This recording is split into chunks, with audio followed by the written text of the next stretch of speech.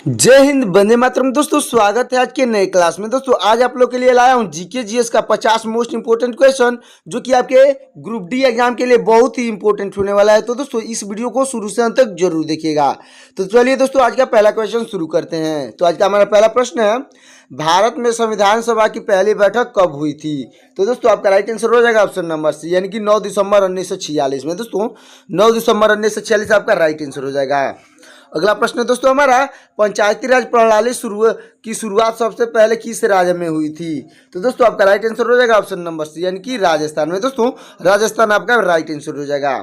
अगला प्रश्न है हमारा, किस भारतीय वैज्ञानिक ने रमन प्रभाव की खोज की थी? तो दोस्तों आपका राइट आंसर हो जाएगा ऑप्शन नंबर बी, यानी कि सीवी रमन ने। दोस्तों सीवी रमन आपके राइट आंसर हो जाएंगे। तो दोस्तों अगला प्रश्न है हमारा, अंडमान और निकोबार द्वीप समूह को कौन सा समुद्र घेरता है? तो दोस्तों आपका राइट आंसर हो जाएगा ऑप्शन नंबर बी, यानी कि बंगाल की खाड़ी। दोस्तों बंगाल की खाड़ी आपका राइट आंसर हो जाएगा। अगला प्रश्न है दोस्तों हमारा, भारत छोड़ो आंदोलन कब शुरू हुआ था? तो दोस्तों आपका राइट आंसर हो जाएगा ऑप्शन नंबर सी, यानी कि 1942 में। दोस्तों 1942 आपका राइट आंसर हो जाएगा। अगला प्रश्न है दोस्तों हमारा, भारत में सबसे लंबा राष्ट्रीय राजमार्ग कौन सा है? तो दोस्तों आपका राइट आंसर हो जाएगा ऑप्शन नंबर सी, यानी कि NH 44। दोस्तों NH 44 आपका बिल्कुल राइट आंसर हो जाएगा। तो दोस्तों अगला प्रश्न है हमारा, किस शासन ने दीन ए इलाही धर्म की स्थापना की थी? दोस्तों किस शासक ने दीन ए इलाही धर्म की स्थापना की थी? तो दोस्तों आपका राइट आंसर हो जाएगा ऑप्शन नंबर बी, यानी कि बाबर ने। दोस्तों बाबर आपका बिल्कुल राइट आंसर हो जाएगा। अगला प्रश्न है दोस्तों हमारा, भारतीय भूगोल का पिता किसे कहा जाता है? तो दोस्तों आपका राइट आंसर हो जाएगा ऑप्शन नंबर सी, यानी कि H ग्रगसन ने। दोस्तों H ग्रगसन आपका बिल्कुल राइट आंसर हो जाएगा।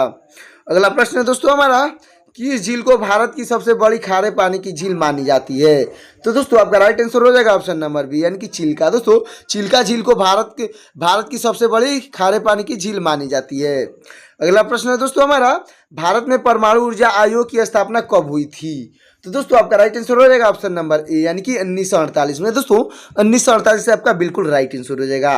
अगला प्रश्न हमारा, भारतीय राष्ट्रीय कांग्रेस का गठन किस वर्ष हुआ था? तो दोस्तों आपका राइट आंसर हो जाएगा ऑप्शन नंबर ए, यानी कि 1885 में। दोस्तों भारतीय राष्ट्रीय कांग्रेस का गठन 1885 में हुआ था। अगला प्रश्न है दोस्तों हमारा, अगला प्रश्न है, भारत की सबसे ऊंची चोटी कौन सी है? तो दोस्तों आपका राइट आंसर हो जाएगा ऑप्शन नंबर डी, यानी कि दोस्तों K2। दोस्तों K2 आपका बिल्कुल राइट आंसर हो जाएगा, यानी कि दोस्तों K2 आपका बिल्कुल राइट आंसर हो जाएगा। अच्छे से याद रखिएगा। अगला प्रश्न हमारा, श्वेत क्रांति किससे संबंधित है? तो दोस्तों आपका राइट आंसर हो जाएगा ऑप्शन नंबर ए, यानी कि दूध उत्पादन से। दोस्तों दूध उत्पादन आपका बिल्कुल राइट आंसर हो जाएगा। अगला प्रश्न है दोस्तों हमारा, किस मंदिर को ब्लैक पैगोडा कहा जाता है? दोस्तों किस मंदिर को ब्लैक पैगोडा कहा जाता है? तो आपका राइट आंसर हो जाएगा दोस्तों ऑप्शन नंबर ए, यानी कि कोणार्क सूर्य मंदिर को। दोस्तों कोणार्क सूर्य मंदिर आपका बिल्कुल राइट आंसर हो जाएगा। अगला प्रश्न है दोस्तों हमारा, भारत में पहली जनगणना कब हुई थी? तो दोस्तों आपका राइट आंसर हो जाएगा ऑप्शन नंबर बी, यानी कि 1871 में। दोस्तों भारत में पहली जनगणना 1871 में हुई थी। अगला प्रश्न है दोस्तों हमारा, किस भारतीय को नोबेल पुरस्कार सबसे पहले मिला था? तो दोस्तों आपका राइट आंसर हो जाएगा ऑप्शन नंबर बी, यानी कि रविंद्रनाथ टैगोर को। दोस्तों रविंद्रनाथ टैगोर को सबसे पहले भारतीय नोबेल पुरस्कार मिला था। अच्छे से याद रखिएगा। अगला प्रश्न है दोस्तों हमारा, कौन सा ग्रह प्रातः तारा और साँझ का तारा कहलाता है? तो दोस्तों आपका राइट आंसर हो जाएगा ऑप्शन नंबर बी, यानी कि शुक्र ग्रह को। दोस्तों शुक्र ग्रह आपका बिल्कुल राइट आंसर हो जाएगा। तो दोस्तों अगला प्रश्न हो जाएगा हमारा, किसे भारतीय वानिकी का जनक कहा जाता है? तो दोस्तों आपका राइट आंसर हो जाएगा ऑप्शन नंबर बी, यानी कि सर डाइट्रिक ब्रोडिस को। दोस्तों सर डाइट्रिक ब्रोडिस आपके राइट आंसर हो जाएंगे। तो दोस्तों अगला प्रश्न है हमारा, संविधान में मूल कर्तव्यों को किस संशोधन द्वारा जोड़ा गया था? तो दोस्तों आपका राइट आंसर हो जाएगा ऑप्शन नंबर ए, यानी कि 42वें संशोधन द्वारा। दोस्तों 42वें संशोधन आपका राइट आंसर हो जाएगा। तो दोस्तों अब तक हमारे वीडियो को लाइक नहीं किए हैं तो वीडियो को लाइक करके चैनल को सब्सक्राइब कर दीजिएगा। तो दोस्तों चलते हैं अगले प्रश्न की ओर। तो हमारा अगला प्रश्न है, हरित क्रांति के जनक कौन है? तो दोस्तों आपके राइट आंसर हो जाएगा ऑप्शन नंबर बी, यानी कि MS स्वामीनाथन। दोस्तों MS स्वामीनाथन आपके राइट आंसर हो जाएंगे। तो दोस्तों अगला प्रश्न है हमारा, किस भारतीय महिला ने सबसे पहले ओलंपिक में पदक जीता? दोस्तों आपका राइट आंसर हो जाएगा ऑप्शन नंबर सी, यानी कि कोणम मल्लेश्वरी ने। दोस्तों कोणम मल्लेश्वरी आपके बिल्कुल राइट आंसर हो जाएंगी।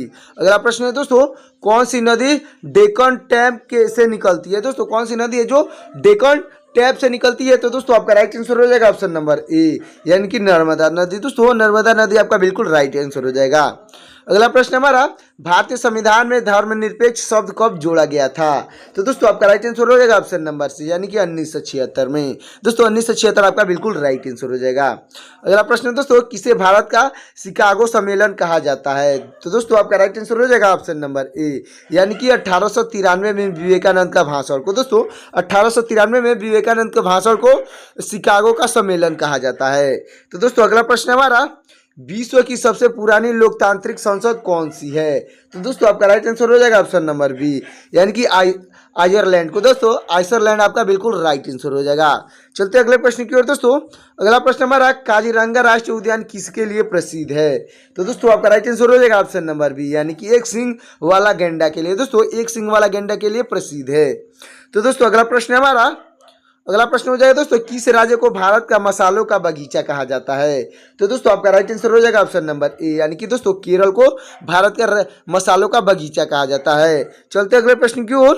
तो दोस्तों अगला प्रश्न हमारा, भारत में प्रथम महिला राज्यपाल कौन थी? तो दोस्तों आपका राइट आंसर हो जाएगा ऑप्शन नंबर बी, यानी कि सरोजनी नायडू। दोस्तों सरोजनी नायडू आपकी बिल्कुल राइट आंसर हो जाएंगी। अगला प्रश्न है दोस्तों हमारा, ग्रीनविच रेखा किस देश से होकर गुजरती है? तो दोस्तों आपका राइट आंसर हो जाएगा ऑप्शन नंबर बी, यानी कि इंग्लैंड से। दोस्तों इंग्लैंड आपका बिल्कुल राइट आंसर हो जाएगा। अगला प्रश्न है दोस्तों हमारा, माउंट एवरेस्ट को नेपाल में क्या कहा जाता है? तो दोस्तों आपका राइट आंसर हो जाएगा ऑप्शन नंबर सी, यानी कि सागर माथा। दोस्तों माउंट एवरेस्ट को नेपाल में सागर माथा कहा जाता है, अच्छे से याद रखिएगा। तो दोस्तों अगला प्रश्न हो जाएगा हमारा, निम्नलिखित में से कौन सा बंदरगाह ज्वारीय बंदरगाह है? दोस्तों ज्वारीय बंदरगाह है, तो आपका राइट आंसर हो जाएगा ऑप्शन नंबर सी, यानी कि कांडला। दोस्तों कांडला आपका राइट आंसर हो जाएगा। अगला प्रश्न है दोस्तों हमारा, किस युग में मानव ने सबसे पहले आग का उपयोग करना सीखा?